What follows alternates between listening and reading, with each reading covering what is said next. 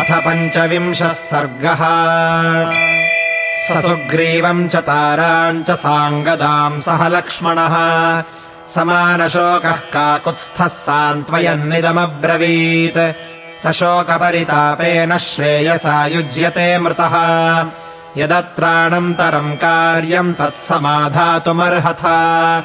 लोकवृत्तमनुष्ठेयम् कृतम् वो बाष्पमोक्षणम्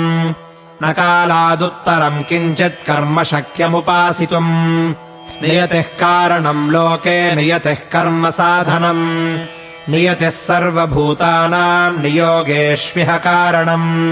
न कर्ता कस्यचित् कश्चिन्नियोगेनापि चेश्वरः स्वभावे वर्तते लोकस्तस्य कालः परायणम्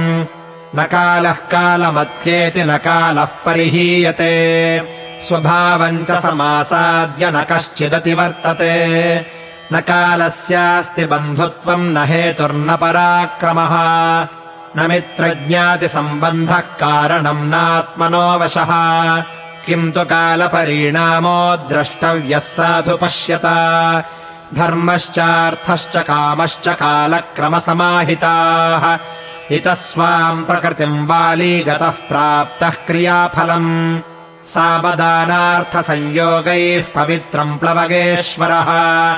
स्वधर्मस्य च संयोगाज्जितस्तेन महात्मना स्वर्गः परिगृहीतश्च प्राणानपरिरक्षत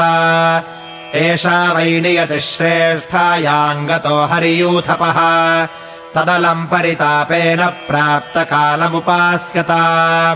वचनाम् ते तु रामस्य लक्ष्मणः परवीरः अवदत्प्रश्रितम् वाक्यम् सुग्रीवम् गतचेतसम् कुरुत्तमस्य सुग्रीवप्रेतकार्यमनन्तरम् ताराङ्गदाभ्याम् सहितो वालिनो दहनम् प्रति समाज्ञापय काष्ठानि शुष्काणि च बहूनि च चन्दनानि च दिव्यानि वालिसंस्कारकारणात् समाश्वासय दीनम् त्वमङ्गदम् दीनचेतसम् मा भूर्बालिश बुद्धिस्त्वम् त्वदधीनमिदम् पुरम् अङ्गदस्त्वानयेन्माल्यम् वस्त्राणि विविधानि च घृतम् तैलवथो गन्धान् यच्चात्र समनन्तरम् त्वम् तारशिबिकाम् शीघ्रमादायागच्छ सम्भ्रमात् त्वरा गुणवती युक्ता ह्यस्मिन् काले विशेषतः सज्जीभवन्तु प्लवगाः शिबिकावाहनोचिताः समर्था बलिनश्चैव निर्हरिष्यन्ति वालिनम् एवमुक्त्वा तु सुग्रीवम् सुमित्रानन्दवर्धनः तस्थौ भ्रातृसमीपस्थो लक्ष्मणः परवीरः लक्ष्मणस्य वचः श्रुत्वा तारः सम्भ्रान्तमानसः प्रविवेश गुहाम् शीघ्रम् शिबिकासक्तमानसः आदाय शिबिकाम् तारः स तु पर्यापतत्पुनः वानरैरुह्यमानाम् ताम् शूरैरुद्वहनोचितैः दिव्याम् भद्रासनयुताम् शिबिकाम् स्यन्दनोपमाम् पक्षिकर्मभिराचित्राम् द्रुमकर्म विभूषिताम् आचिताम् चित्रपत्तिभिः सुनिविष्टाम् समन्ततः विमानमिव सिद्धानाम् जालवातायनायुताम्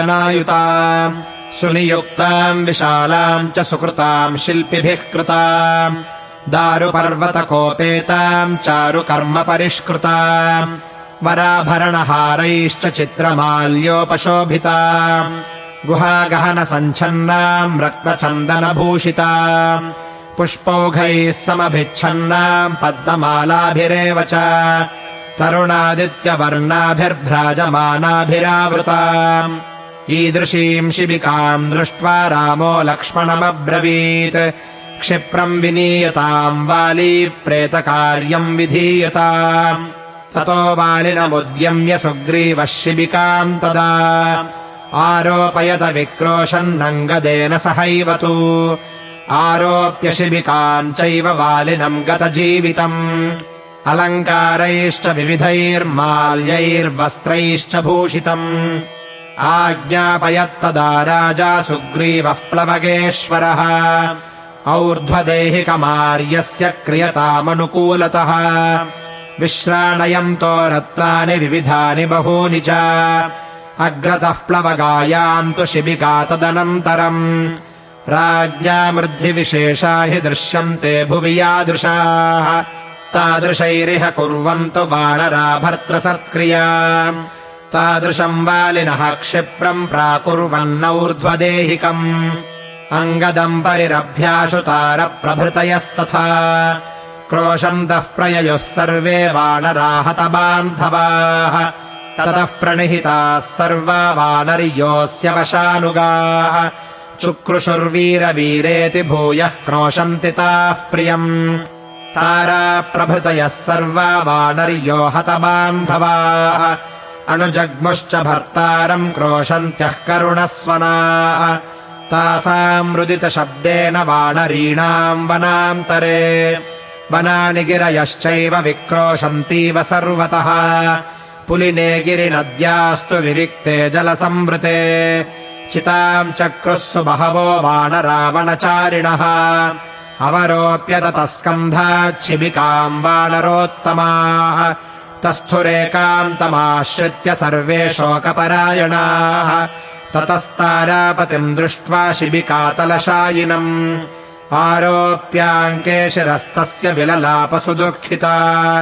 हा वानरमहाराज हा नाथ मम वत्सला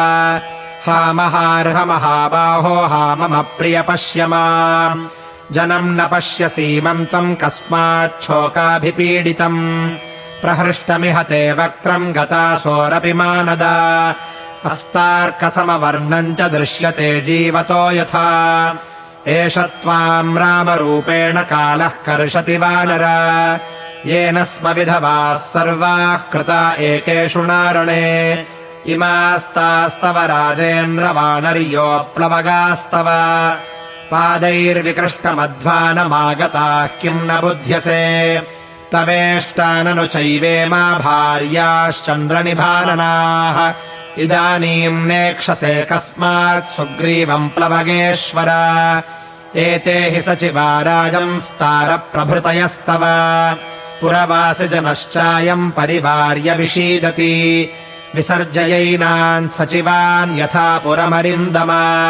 ततः क्रीडामहे सर्वा वनेषु मदनोत्कटाः एवम् विलपतीम् ताराम् पतिशोकपरीवृता उत्थापयन्ति स्म तदा वानर्यः शोककर्षिताः सुग्रीवेण ततः सार्धम् सोऽङ्गदः पितरम् रुदन् चितामारोपयामास शोकेनाभिप्लुतेन्द्रियः ततोऽग्न्यम् विधिवद्दत्त्वा सोपसव्यम् चकारः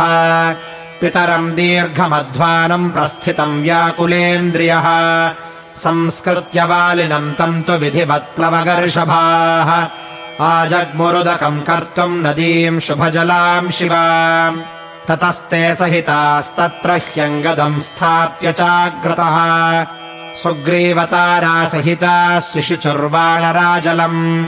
सुग्रीवेणेव दीनेन दीनो भूत्वा महाबलः